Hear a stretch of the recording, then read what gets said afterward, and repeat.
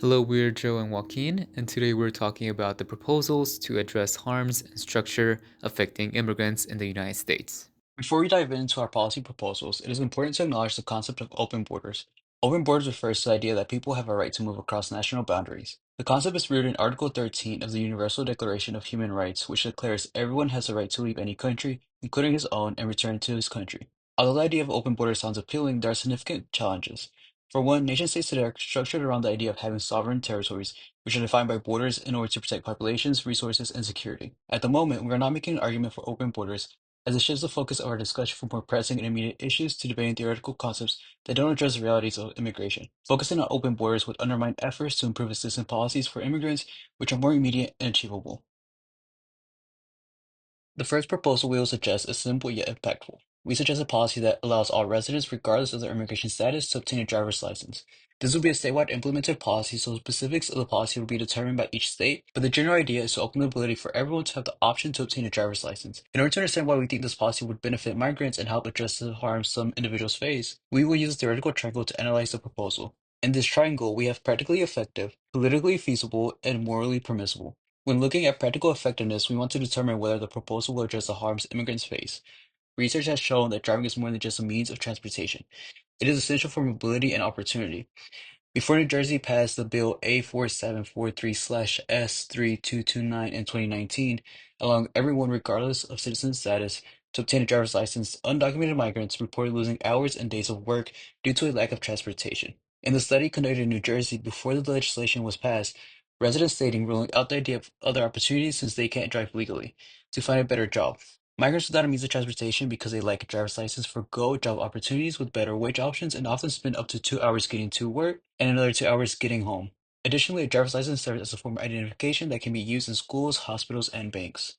Since 2023, 19 states, including the District of Columbia, have enacted some form of legislation allowing residents, regardless of their immigration status, to obtain a driver's license. The widespread adoption of legislation showcases the political feasibility of providing driver's licenses to all residents, regardless of immigration status. Oftentimes, these policies are grounded on safety and economic concerns. Research has shown that states issuing licenses, regardless of citizenship status, have seen a drop in fatal car accidents, and in California, the policy has led to a drop in hit-and-run accidents and saved $3.5 million in out-of-pocket expenses.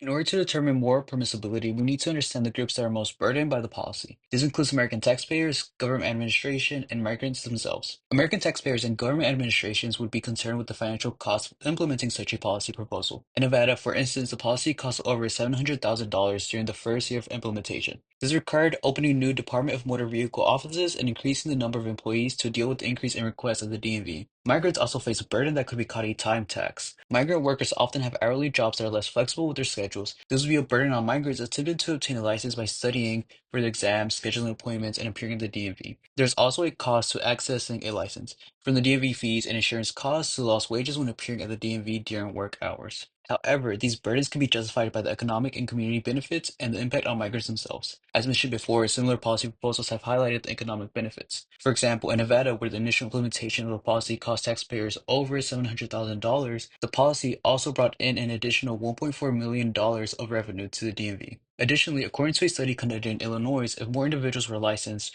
and required to be insured, it would have saved all drivers an average of $160 per person on their insurance, and nationwide, insurance losses could drop by $4.1 billion per year, reducing the overall cost of insurance. Driver's license for migrants would also allow them to engage in civil society as equals and without fear. Driver's license enable individuals to obtain bank accounts, obtain library cards, and identify themselves without disclosing their immigration status. Additionally, as Claudia, a migrant from Costa Rica, mentioned in the New Jersey study, having a license has had a great impact on her life in her country. She always had a car. In fact, she was a licensed truck driver and did that for many years. Now, with a license, she can once again drive and obtain better employment opportunities in the United States.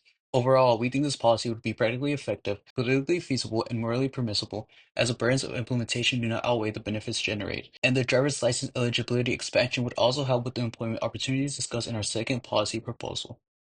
So, our following proposal follows up to the first proposal about the limitations on transportation would put on immigrants' ability to work. Employment itself is also an issue that is prominent and crucial to the well being and belonging of immigrants. Today, there are 25% of immigrants with foreign degrees, nearly 2 million people, who remain underemployed or unemployed in what is now termed as brain waste. This represents a serious underutilization of talent that could otherwise be contributing to our economy. So our second initiative targets two key areas: credential recognition and employer collaboration.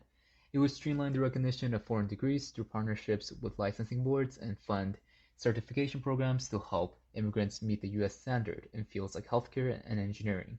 It would offer tax incentives to employers who hire recredentialized immigrants and create partnerships to fill labor shortages with skilled talent.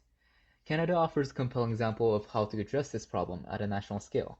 In 2021 to 2022, the Canadian government invested approximately 848.2 million Canadian dollars to its settlement program, which helped facilitate the integration of immigrants into the labor market and supported long-term economic resilience. From 2016 to 2021, immigrants accounted for 80% of Canada's labor force growth, demonstrating the value of the program. Settlement program also helped ensure new immigrants could adapt and contribute effectively, bolstering sectors facing labor shortages. We know this type of programming is possible in the United States as well, with Upperly Global that has already helped over 11,000 work authorized immigrants, refugees, and asylees obtain thriving wage careers that contribute more than $100 million annually to the US economy.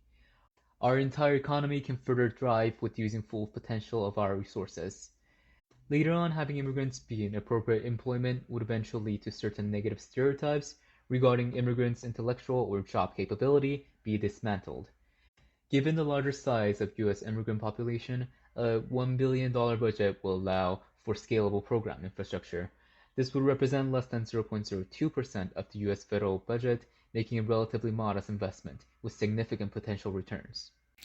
The ethical implications for the second proposal looks a little different, as we're trying to take more of a contractualism approach where the general public may be slightly negatively affected, but it will be to mediate a big cost. However, this would mean that general public who pays for taxes could argue why they need to contribute to a program that does not benefit them. And while there are American citizens who should be prioritized who are facing similar issues that we're addressing, especially with unemployment, we would say this is looking into the future of a better functioning society with all the potential in the workforce and the people being utilized. Also, there are existing programs like Upwardly Global, like I mentioned, that has shown great success on how much a program like such can benefit the economy and well-being of immigrants. This will not just stop at benefiting the immigrants, but this will also contribute to an overall economic growth in the country if this is implemented nationwide. And who doesn't want a happy, thriving society?